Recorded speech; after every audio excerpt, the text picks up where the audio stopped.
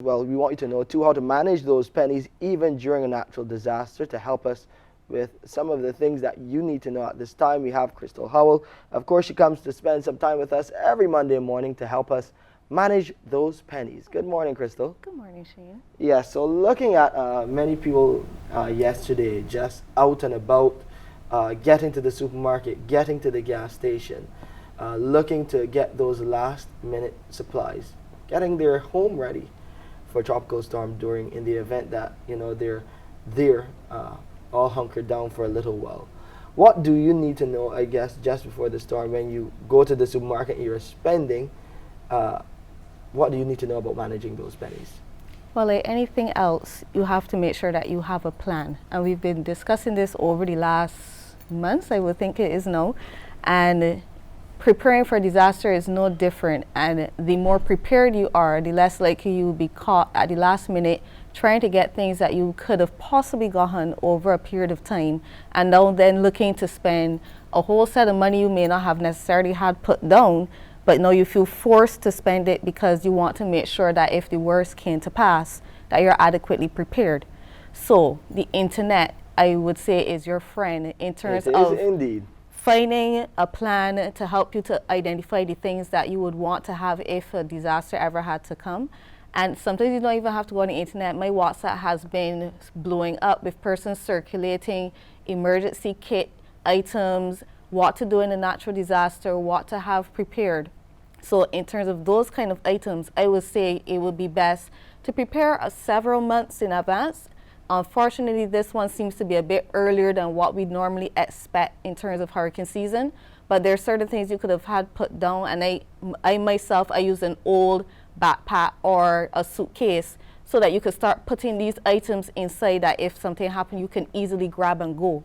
That's why we've been telling you from our end about the DEM's checklist. The Department of Emergency Management, they have a checklist on their website. Very easy to navigate. You go, you look for that checklist to see those items that you should have had already before the season starts, because it's all about preparation. Yes. So most persons, when you look at that checklist, you might feel overwhelmed, but it is all about managing it in the best way that you can. So if there's some small items that you can put in a backpack, you have matches, you have flashlights, you have the usual things, but then you look a little bit closer and you realize they have things like a safety kit. You don't have to necessarily get one of the fancy safety kits that Safety Supply has, but you might be able to go and buy a couple bandages, have some alcohol and some swabs on hand. Create your own safety kit. Correct, and put them in a kit so that if something happens, you have some minor cuts or bruises, you're not caught unprepared, being able to deal with those kind of things, and you don't feel as though you have to take a whole set of money to be financially ready for these kind of emergencies. Now, even getting past what you will put in a backpack, because we can go online and look for those things and tick off what we think we can afford. You have to also have a plan for the rotation of any food items that you're going to be putting inside of these preparation kits, because you don't want a case where it's going to go off or go bad, or the expiration date wears out because you've had this kit sitting down for over a year and never checked back on what is inside, and that's still money wasted. So even having a plan for those kind of things, rotating. Yeah, you got it right. Rotating the rotating items in the out, bag. yes, and making sure if you have a lot of canned items, you have a can opener. These kind of things seem obvious until you get out there and realize you can't open any of those cans that you would have had. So moving past even that food preparation and going into, say, for instance, is your house insurance up to date? Which is something a lot of people don't think about, because until the last minute, and then that's a big investment that you need to protect. Yes. So if you are indeed managing your pennies and you invest in your home, you invest in building the home, you got to invest in protecting it as well. Correct. And for a lot of persons, it may feel as though I don't have that kind of money to spend every single month or annually or whatever time your premium comes around, but you have to weigh the pros and cons, and I can't tell anybody exactly what they should do. I can only give advice and give the pros and the cons, and you can decide for yourself what is best for you.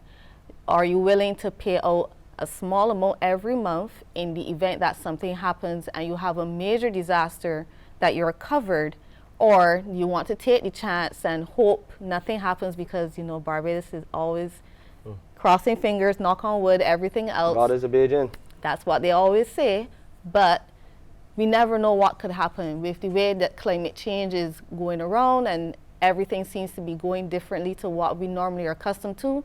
We never know what can happen, and you don't want to wait until the worst happens and your home or your family is then left to deal with the aftermath. So you got to put that home insurance, well, the advice would be to Yes. put that home insurance package in your budget. Yes, and when you speak about home insurance, you also have to think about things like contents.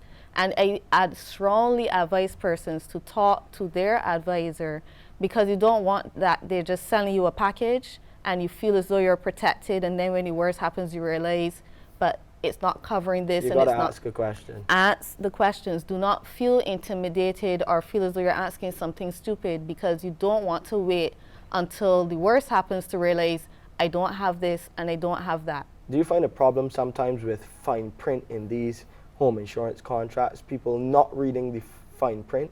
Well, legally speaking, you should at least have been advised on what is in the fine print, to make sure that you're not signing away your life to something that you're not adequately prepared for. If you realize there's so much fine print, as they call it, in the contract, take the time and read it, because it's still your responsibility to understand what you're signing away. And I know that's something that we find difficult. A lot of us, even as professionals, we don't do it ourselves, but it is important to at least understand and to make sure. You may not be able to read everything and understand what it's saying, but talk to your advisor, ask them what this means for you, and get some kind of idea about what you are putting your John Hancock to. Okay, so just give us a nice little wrap up, put things in context. A checklist of those budgetary items that we need to look at in terms of disaster management, home and business. Yes, and even if you missed it now, there's nothing stopping you from, after this particular period Episode. has passed, you can start looking at that checklist from now and accumulating those items, because things like matches and lanterns, they don't go bad. Not at all. They don't. And you will at least have that peace of mind that it's there for next time this happens. Make sure that your house insurance or your contents insurance is up to date, and have a general peace of mind that you have taken care of some of the more important things if something had to happen. Always think, if the worst had to happen, how am I going to handle it? Do I have everything in place? You got to avoid those risks associated with these situations, Crystal. You always give us such good help. Investing in other things for the home, like a water tank, no? Personal yes, tank. Should we also put that in the budget? I have put that in my budget at least, because especially when you hear things like water crisis, those who can, I will advise you to shop around, because there are lots of different places that are offering water tanks right now, and they come in various sizes and prices. So you need to understand, for the size roof that you have, what would be the advisable size tank for your household, especially if you know you have a lot more persons in your household than the average person. You have to take that into consideration. You also have to see if you're going to have it to capture rainwater, potable water. Is it going to be just used for your sinks or for your washing machine, for your toilets? Those things you can take into consideration, because if you have a water outage, what areas do you really want to be struggling with in the event that the water goes out? Do you want to just have rainwater that can just flush your toilets? Or would you like to have drinking water? Or do you have something put down otherwise that you don't have to worry about that? It's seeming to me that you are now going in the realm. I'm thinking now of a disaster audit. Of we sorts. actually do those kind of audits as well. It's called a disaster recovery plan or a business continuity plan, where you literally sit down and think for every aspect of your home or business, what can go wrong, was the worst thing that could happen, and you always start with that, and then you work backwards to put something in place. If the water goes off, what do I do? If the electricity goes off, what do I do? Some people have generators. If my roof had to come off, God forbid, what can I do to put things in place before that happens? Some people have tarpaulin put down as an emergency backup. And I know in Dominica, a lot of Dominicans had that already in place so that they were at least a bit covered instead of being completely exposed to the elements. We always start with the worst case scenario and work backwards. And a lot of these things are very expensive, so you don't want to wait until Oh, you mean like those, the same tarpaulin? tarpaulin, generators, water tanks, they do cost a bit of money. So it's not something you can just go and rush out at the last minute and purchase. You want to have these things in your plan, and you may not make it this year, but if you keep putting down a little bit, you may eventually work yourself up to that point that when a hurricane comes around, you feel relatively safe. You have your shutters, window shutters in. You have these different things that give you the peace of mind, which can never be 100%, but you don't feel as though you are completely exposed to every single possibility that can happen. And as far as the audit is concerned, then you have to budget for that too? Well, if you're going to be, you can do your own self-audits. A business would more than likely have a professional auditor in place to help make sure they've thought of everything.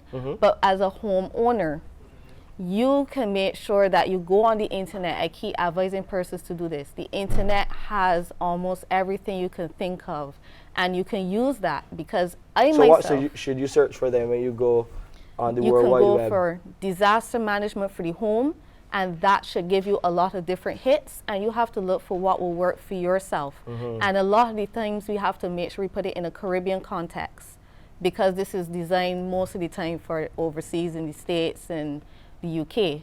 But we in the Caribbean know what's important for us. We know the tropical storms and the hurricanes are the main things that would affect us. We put those things in place in our planning. Okay. Well, I hope you got all of that information, a lot of information this morning as we try to get you ready for Tropical Storm Dorian. Those of you who haven't done that audit as yet, you keep that in mind for the next time around, but you got to know how to manage your pennies even at this time when you're thinking about getting your home stocked up with all of those supplies. You don't want to put yourself too far out as far as those finances are concerned, and then you can't operate after the storm. You got to prepare for that as well. Always a pleasure talking to you, Crystal. Great information indeed, and of course we'll see you next Monday. Thank you. Yeah, always a pleasure.